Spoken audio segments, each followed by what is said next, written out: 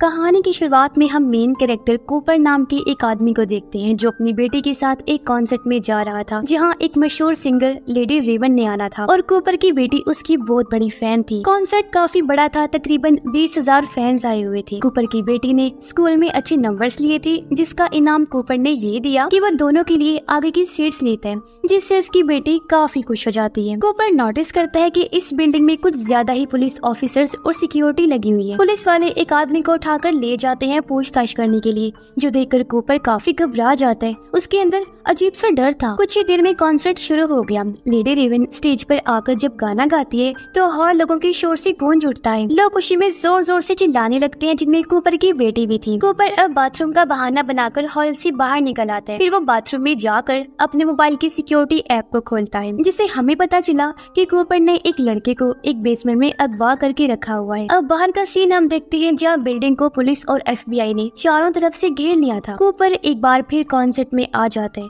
और जब उसने बढ़ती हुई पुलिस को देखा तो उसकी परेशानी भी बढ़ने लगी। कॉन्सर्ट की आधा होने पर ये बाहर आती है। अब कूपर की बेटी को लेडी रेवन की टी शर्ट चाहिए थी, लेकिन उस साइज में बस एक ही टी शर्ट रह गई थी, जिसे कोई और लड़की भी लेने की जिद करती है। ये देखकर कूपर अपनी बेटी को समझाने लगा कि ये शर्ट तुम उस लड़की को लेने दो। तब उसकी बेटी मान भी जाती है क्योंकि वो अपने डैड की बात को इनकार नहीं कर सकती थी। ये देखकर शॉप पर काम करने वाला वर्कर उसकी बेटी से काफी मुतासिर हुआ। वो कूपर को कहता है कि जब नया स्टॉक आएगा तो मैं आपकी बेटी के लिए ऐसी टी शर्ट पहले से ही अलग करके रख दूंगा। अब कूपर इस वर्कर का फायदा उठाने का सोचता है। वो उससे पूछने लगा कि आज यहाँ कॉन्सर्ट में इतनी पुलिस और सिक्योरिटी क्यों है। इस पर वर्कर कहते हैं वैसे तो ये बात खुफिया है, लेकिन फिर भी तुम्हें बता देता हूँ। तुमने मशहूर खूनी बुचर के बारे में तो सुना ही होगा, जो लोगों को ट्रैप करता है, अपने जाल में फंसाता है, फिर उनके टुकड़े टुकड़े करके बेरहमी से मार देता है। अब पुलिस को खबर मिली थी कि वो कातिल आज यहाँ पर आ रहा है, तो उसे पकड़ने के लिए ही पुलिस ने कॉन्सर्ट रखा एक ट्रैप के तौर पर, ताकि वो किले को अपने जाल में फंसाकर पकड़ सके, क्योंकि यहाँ आने के बाद वो निकल नहीं पाएगा, पकड़ा जाएगा। वजह ये है कि हर एग्जिट पर बाहर जाने के रास्ते पर पुलिस और सिक्योरिटी लगी हुई है। सिर्फ एक ही रास्ता है बाहर जाने का, और वो है स्टेज की बैक साइड पर, लेकिन वहाँ भी हर कोई नहीं जा सकता। ये सुनकर कूपर बाहर से तो हंस रहा था, लेकिन अंदर से उसकी सांसें अटक गई। उसके होश उड़ जाते हैं क्योंकि हैरत, वो किलर और कोई नहीं बल्कि खुद कूपर ही है। वो अपनी बेटी के साथ बाहर आ गया, यहाँ से निकलने का रास्ता ढूंढने लगता है।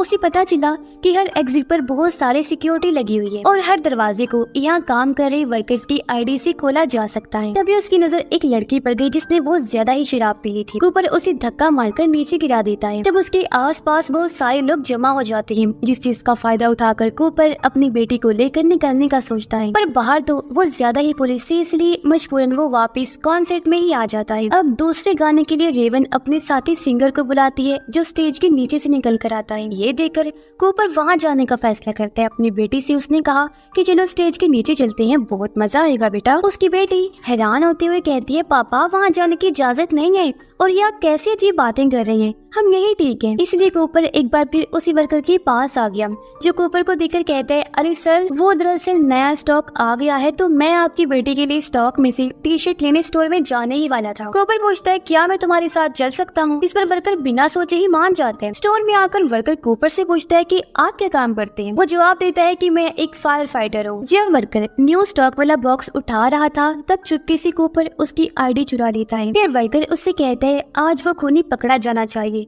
इस ट्रैप के बारे में सब वर्कर्स को पता है और सबको पुलिस ने अलग अलग कोड दिए हैं। कूपर उससे पूछता है कि तुम्हारा खुफिया कोड क्या है, जिस पर एक बार फिर वो बिना सोचे ही बता देता है कि हैमिल्टन, ये मेरा खुफिया कोड है। और अब वो वर्कर कूपर को एक टी शर्ट निकाल कर दे देता है, वो भी बिल्कुल फ्री में। अब ये दोनों ऊपर आ जाते हैं। कूपर उसकी आईडी कार्ड की मदद से दरवाजा खोलने लगता है। वो एक ऐसी रूम में चला गया जहाँ पुलिस की खुफिया मीटिंग चल रही थी। यहाँ कूपर ऐसे करके दिखाता है जैसे वो यहाँ का वर्कर है और इधर बस कॉफी पीने आया है, इसलिए किसी को भी उस पर शक नहीं होता। अब कूपर कॉफी लेकर जाने लगा, साथ ही उसने पुलिस का एक रेडियो भी चुरा लिया था, जिसके बाद वो फिर से कॉन्सर्ट में आ जाता है और यहाँ रेडियो पर पुलिस की पूरी प्लानिंग सुनने लगता है। उसे पता चला कि इस पूरी प्लानिंग के पीछे एक बूढ़े डॉक्टर का हाथ है, जिसका काम है खूनी की पहचान करना, क्योंकि किसी ने भी उसका चेहरा नहीं देखा और पुलिस को बस इतना पता है कि वो एक आदमी है। कूपर अपनी बेटी से कहता है कि मुझे एक बार फिर बाहर जाना होगा, मैं अपना क्रेडिट कार्ड भूल गया हूँ। और हाँ, अगर गलती से भी तुम खो गई तो पार्किंग एरिया में आ जाना। इतना बोलकर वो बाहर चला जाता है। कूपर सोचता है कि मैं यहाँ फायर अलार्म बजा देता हूँ जिससे यहाँ भगदड़ मच जाएगी, तब भीड़ का फायदा उठाकर मैं भी यहाँ से भाग जाऊंगा। लेकिन तभी रेडियो पर उसे बूढ़े डॉक्टर की आवाज आई जो कह रही थी कि किलर यहाँ से भागने की कोशिश कर रहा होगा और वो लोगों के अंदर डर पैदा करने, उन्हें परेशान करने की कोशिश करेगा। जैसे वो कहेगा कि यहाँ बॉम्ब है या फिर फायर अलार्म बजा देगा। अगर ऐसा होता है तो सिर्फ बच्चों और औरतों को ही बाहर निकाला जाएगा। जो सुनकर कूपर एक बार फिर परेशान हो गया क्योंकि उसका फिर से प्लान फेल हो गया था। तब कूपर छत से भागने का सोचता है, लेकिन ऊपर जाने की एग्जिट पर भी पुलिस का पहरा था। तभी उसकी नजर किचन पर गई और उसके दिमाग में एक आइडिया आया। वो स्टोव यानी चूल्हा जिसके ऊपर ऑयल रखा हुआ था डीप फ्रायर वाला, उसकी आग को तेज कर देता है, फिर उसके अंदर कांच की बोतल्स डाल देता है। ऐसा होने से कुछ ही देर में वो बोतलें फट जाती हैं और एक लड़की के ऊपर वो खोलता हुआ तेल गिर जाता है जिससे वो काफी ज्यादा जल गई थी। उसकी चीखों की आवाज सुनकर पुलिस उसकी मदद करने चली जाती है, जबकि कूपर एक एप्रन लेकर ऊपर आ जाता है, लेकिन उसे यहाँ भी पुलिस खड़ी हुई मिलती है। वो कूपर से पूछते हैं कि तुम यहाँ पर क्या कर रही हो? वो जवाब देता है, बस मैं यहाँ ताजी हवा खाने आया था ताकि अपना थोड़ा मूड फ्रेश कर सकूं। नीचे किचन में एक हादसा हुआ है जिसमें मेरी दोस्त बहुत ज्यादा जल गई है, मुझसे वो चीज देखी नहीं गई और मैं ऊपर आ गया। अब पुलिस कूपर से उसका सीक्रेट कोड पूछती है, तो वो पुलिस को उस वर्कर वाला कोड बता देता है, यानी हैमिल्टन। फिर पुलिस उसका आईडी कार्ड मांगती है जिस पर वो अपने एप्रन को चेक करने लगा। एप्रन में एक वर्कर का पर्स था जिसमें पुलिस का दिया हुआ वो कार्ड भी था, जिसे कूपर पुलिस वालों को दिखा देता है और अब उनको भी यकीन हो जाता है कि हाँ, कूपर भी यहाँ का एक वर्कर है। लेकिन उसका छत से भागने का प्लान भी चौपट हो गया था। उधर वो लड़की दर्द से तड़प रही थी। या बीच बीच में कूपर को अपनी माँ का ख्याल भी नजर आया। शायद वो बचपन में कूपर पर जुल्म करती थी, इसी वजह से वो आज किलर बन चुका है। कूपर वापस कॉन्सर्ट में अपनी बेटी के पास आ जाता है, लेकिन वो बहुत घबराया हुआ था क्योंकि उसे लग रहा था कि आज शायद मेरा गेम खत्म हो जाएगा। पर तभी उसे अपनी बेटी से पता चला कि आज लेडी रेवन अपने फैंस में से किसी भी एक फैन को चुनेगी जिसे स्टेज पर बुलाया जाएगा और उसे रेवन के साथ डांस करने का मौका दिया जाएगा। साथ ही उसके साथ वो स्टेज की बैक साइड पर भी जा सकते हैं। स्टेज की बैक साइड का सुनकर कूपर काफी खुश हो गया क्योंकि सिर्फ वही एक जगह थी जहाँ उन्हें पुलिस का सामना नहीं करना पड़ेगा। लेकिन वो सोचता है कि आखिर अब मैं ऐसा क्या करूँ कि लेडी रेवन मेरी बेटी को ही चुने। वो अब उनके ग्रुप के एक मेंबर के पास गया और उसके साथ रेवन की बहुत तारीफें करने लगता है।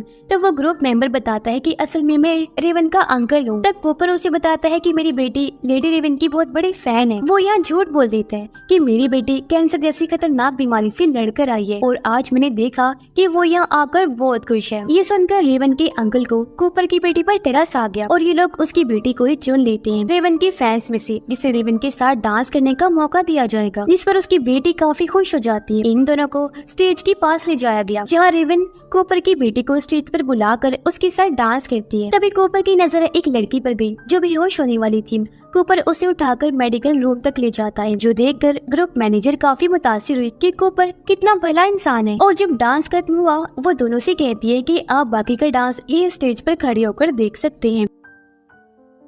अब कूपर बड़े आराम से मैनेजर से बात करता है, कहता है कि आपसे एक फेवर चाहिए थी, क्या हम स्टेज के पिछले रास्ते से जा सकते हैं क्योंकि वहाँ ज्यादा रश नहीं होगा। इसके लिए मैनेजर भी मान जाते हैं। कॉन्सर्ट खत्म होते ही मैनेजर इन्हें स्टेज के पिछले दरवाजे के पास लेकर के बाहर जाने का रास्ता दिखाती है, लेकिन वहाँ भी पुलिस खड़ी हुई थी, यानी कि कूपर यहाँ से भी नहीं निकल सकता था। वो सोचता है कि आखिर में कैसे बिना चेकिंग के बाहर जा सकता हूँ। तभी इनके पास लेडी रेवन आई जो कूपर की बेटी को बाय कहने आई थी। तब उसे कूपर कहता है कि मैं 2 मिनट आपसे अकेले में बात करना चाहता हूँ, जिसके लिए रेवन मान भी जाती है। कूपर उसे बता देता है कि जिस कातिल को पुलिस ढूंढ रही है, जिसके लिए सारा ट्रैप किया गया है, वो और कोई नहीं बल्कि मैं हूँ। वो फिर लड़की की रिकॉर्डिंग दिखाकर बताता है कि देखो, मैंने एक लड़के को अगवा करके एक रूम में बंद करके रखा है। मैंने जैसे बटन दबाना है जहरीली गैस कमरे में फैल जाएगी जिससे उस लड़के की मौत हो जाएगी। तो अब तुम्हें ये करना है कि तुम्हें हमें अपनी गाड़ी में यहाँ से बाहर लेकर जाना है, और अगर तुमने ऐसा ना किया तो मैं इस लड़के की जान ले लूंगा। अब रेवन, जो हालांकि इस लड़के को जानती तक नहीं थी, उसकी जान बचाने के लिए मान जाती है। वह कूपर और उसकी बेटी को अपनी कार में बिठाकर यहाँ से ले जाने लगती है। अब पुलिस बाहर जाने वाले हर इंसान की चेकिंग कर रही थी, लेकिन कूपर इतना तेज दिमाग था कि पुलिस की आंखों के सामने ही फरार हो गया और उन्हें कुछ पता भी नहीं चल पाता। थोड़ा दूर आने के बाद कूपर रेवन से कहता है कि हमें इधर ही उतार दो। इस पर रेवन कहती है कि मैं आपका घर देखना चाहती हूँ, मैं आपको वहीं छोड़ दूंगी। ये लोग जब घर आए, हम देखते हैं कि कूपर का एक बेटा और उसकी वाइफ भी है, लेकिन किसी को नहीं पता कि वो एक कातिल के साथ रह रहे हैं। कूपर रेवन को धमकी देता है कि अगर तुमने मेरी फैमिली को कुछ बताने की कोशिश की या फिर पुलिस को यहाँ भेजा तो मैं उस लड़के को मार दूंगा। रेवन फैमिली से बात करने लगी। वो ये भी बता देती है कि हमारा कॉन्सेप्ट एक कातिल बुचर को पकड़ने के लिए ट्रैप था। उसकी इन बातों से कूपर का दिमाग खराब हो रहा था। वो रेवन को कहता है कि मैडम आप बहुत मसरूफ होंगी, सेलिब्रिटी हैं, तो अब आपको चले जाना चाहिए। रेवन कहती है कि मैं आपके पियानो पर एक गाना गाना चाहती हूँ जिसके बाद मैं चले जाऊंगी। वो गाना गाती है तब कूपर की बेटी भी उसके पास बैठ गई और कूपर अच्छा बाप बनने का नाटक करते हुए दोनों की वीडियो बनाने लगता है। पर जैसे गाना खत्म हुआ रेवन उसका फोन छीनकर बाथरूम में भाग जाती है। दरवाजा उसने अंदर से लॉक कर लिया था। कूपर जोर जोर से दरवाजा पीटने लगा। अपना मोबाइल वापस मांगता है, जो देखकर फैमिली को भी शक होने लगा कि जरूर कोई बहुत बड़ी गड़बड़ है। अब जल्दी जल्दी रेवन उसका फोन ऑन करती है, लेकिन यहाँ वो पुलिस को बुलाने की बजाय उस लड़के से बात करती है। पूछती है कि तुम इस वक्त कहाँ हो। लड़का कहता है मुझे ज्यादा कुछ तो नहीं पता, बस एक शेर की टूटी हुई मूर्ति याद है और इस घर का दरवाजा नीले रंग का है। जो सुनकर रेवन को एक आइडिया आया। वो इंस्टाग्राम पर लाइव आकर अपने फैन से कहती है कि एक शेर की टूटी हुई मूर्ति के पास ब्लू रंग का दरवाजा है। अगर किसी ने ऐसी कोई जगह देखी है तो उस घर में जाओ। घर के बेसमेंट में एक लड़का फंसा हुआ है, तो उसे वहाँ से बाहर निकालो क्योंकि उसे मदद की जरूरत है। अब ये सोचने वाली बात है कि भला इस तरह कौन मदद करने आता है, और अगर किसी ने ऐसी जगह देखी भी होगी तो वो पुलिस को बुलाएगा ना कि खुद जाएगा उसकी मदद करने। इसलिए फैंस उससे सवाल जवाब करने लगते हैं। जिसके बाद रेवन अपने ड्राइवर को मैसेज करती है कि फौरन पुलिस को कॉल करके यहाँ बुलाओ। तभी दूसरी चाबी से लॉक तोड़कर कूपर अंदर आ जाता है। उसने अपनी फैमिली को ऊपर वाले कमरे में बंद कर दिया था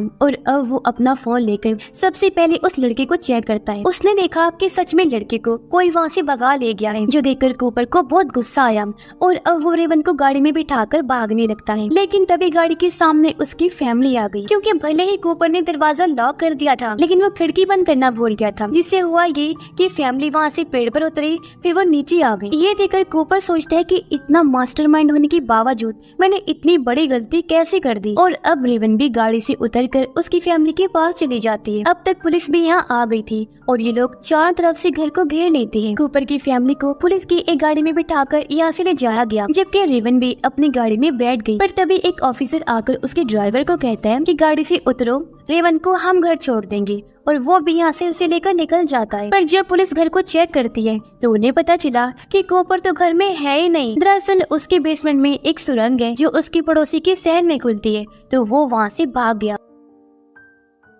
अब हमें पता चला कि जो ऑफिसर रेवन को लेकर गया था वो असल में कूपर ही था। वो पुलिस के कपड़े पहनकर बाहर आया, इसीलिए कोई उसे पहचान नहीं पाया। और अब वो रेवन को हथकड़ी पहनाकर गाड़ी में बंद कर देता है और कहता है कि शहर में मेरे बहुत सारे ठिकाने हैं, जिनमें से एक जगह पर हम जा रहे हैं और हमें कोई पकड़ नहीं पाएगा। जो सुनकर रेवन काफी घबरा जाती है। कूपर जैसे गाड़ी लेकर निकला, उनकी गाड़ी ट्रैफिक में फंस जाती है। रेवन जैसी तैसी विंडो नीचे करती है। लोगों ने उसे पहचान लिया और वो उनसे मदद मांगने लगती है। कूपर ने ये देखकर विंडो तो बंद कर दी, लेकिन अब लोगों ने चारों तरफ से गाड़ी को घेर लिया था और ये आगे नहीं बढ़ पाते। इस बीच जैसे तैसी हथकड़ी से आजाद होकर रेवन भी गाड़ी से बाहर आ जाती है। कुछ टाइम बाद यहाँ पुलिस भी आ गई। वो लोगों को हटाकर चारों तरफ से गाड़ी को घेर लेते हैं। उन्होंने गाड़ी के टायर भी पंक्चर कर दिए थे। पर जैसे दरवाजा खोला गया वो देखती है कि गाड़ी में तो कूपर है ही नहीं। सीट पर सिर्फ उसका पुलिस वाला यूनिफॉर्म पड़ा था। दरअसल कूपर पहले ही गाड़ी से निकल गया था। उसकी किस्मत अच्छी थी जो वो भीड़ का फायदा उठाकर भाग निकला था। अब रेवन उस फैमिली का शुक्रिया अदा करती है जिससे उस लड़के की जान बचाई थी। अब कूपर की वाइफ वापस अपने घर में आ गई थी, जबकि उसके बच्चों को उनकी आंटी के घर छोड़ दिया गया था। घर के बाहर पुलिस खड़ी थी ताकि उसकी वाइफ की हिफाजत कर सके। अब उसकी वाइफ किचन में जाती है, पर उसने देखा कि कूपर तो पहले ही घर में आ चुका है। यहाँ वो सोच रहा था कि आखिर पुलिस को पता कैसे चला कि कातिल उस कॉन्सर्ट में जाने वाला है। तो यहाँ ये बात सामने आती है कि वो और कोई नहीं बल्कि कूपर की वाइफ थी, जिसका इन सब चीजों के पीछे हाथ था। दरअसल उसे शक था कि कूपर का किसी के साथ चक्कर है, क्योंकि उसके कपड़ों में हमेशा हॉस्पिटल के लिक्विड की स्मेल आती है। असल में कूपर खून साफ करने हॉस्पिटल जाया करता था और वहाँ के लिक्विड से खून साफ करता। अब एक दिन उसकी वाइफ ने कूपर का पीछा किया और वो उसके दूसरे ठिकाने पर गई जहाँ वो प्लानिंग करने जाया करता था। उसकी वाइफ ने देखा कि यहाँ बस एक टेबल और कुर्सी के अलावा कुछ नहीं है। ये देखकर वो सोचने लगी कि कहीं मेरा हस्बैंड ही वो किलर बुचर तो नहीं है। फिर उसने कूपर के पर्स में से कॉन्सर्ट के टिकट्स वाली रसीद निकाली। उसे याद आया कि वो भीड़ वाली जगह है तो वहाँ बुचर किलर जरूर आएगा। अब उसे शक तो अपने हस्बैंड कूपर पर ही था, इसलिए उसने कूपर के उस ठिकाने पर रसीद रख के पुलिस को उसका ठिकाना बताया कि वो ठिकाना बुच्चर का है, जिससे पुलिस को समझ लग गई कि बुच्चर किलर भी उस कॉन्सर्ट में आने वाला है। इसीलिए उन्होंने बुच्चर को पकड़ने के लिए सारा ट्रैप लगाया। पर अब जब उसकी वाइफ को सच पता चल गया कि उसका हस्बैंड एक पागल कातिल है, उसका दिमाग ठिकाने पर नहीं है, तो उसे दुख तो होता ही है, साथ ही वो काफी डरी भी हुई थी। कूपर फैसला करता है कि मैं अपनी वाइफ को मार दूंगा, जिसके बाद खुद को भी। उसने जब ये अपनी वाइफ को बताया तो वो कहती है कि पहले हम पाई खा लेते हैं जो मैंने रेवन के लिए बनाई। इसलिए वो पाई खाने बैठी, लेकिन उसकी वाइफ नहीं खाती। पर इस बात का कूपर को नहीं पता चल पाता। वो खाते हुए कहता है कि मुझे तुम पर बहुत गुस्सा आ रहा है, क्योंकि तुम्हारी वजह से मैं अपने बच्चों को बड़ा होते नहीं देख सकता। अब मैं मरने वाला हूँ। जैसे पाई खत्म हुई, कूपर को भी एहसास हुआ कि इसमें कोई नशे वाली चीज मिली हुई थी, क्योंकि उसका जिस्म सुन्न होने लगता है, उसे चक्कर आने लगे, लेकिन वो फिर भी अपनी वाइफ को मारने की कोशिश करने लगता है। पर तभी यहाँ पुलिस भी आ गई, जो उसे बहुत सारे बेहोश करने वाले शॉट्स मारते हैं, जिससे वो नीचे गिर पड़ा और आखिरकार उसे गिरफ्तार कर लिया जाता है। जाते हुए कूपर अपनी बेटी की साइकिल देखता है, जिसे उठाकर उसने खड़ा कर दिया। उसके बच्चे आकर आखिरी बार उससे मिलते हैं। फिर पुलिस उसे वैन में बिठाती है और ये लोग निकल जाते हैं। लेकिन रास्ते में हमें पता चला कि असल में कूपर ने अपनी बेटी की साइकिल में से एक तार तोड़कर अपने पास रख ली थी, जिसका इस्तेमाल करके वो अपनी हथकड़ी खो लेता है और अजीब तरह मुस्कुराने लगता है। यानी कि एक बार फिर सबकी इतनी कोशिश बेकार गई। वो दोबारा से फरार हो जाएगा और लोगों को मारने का सिलसिला जारी रखेगा, जो चीज जाहिर है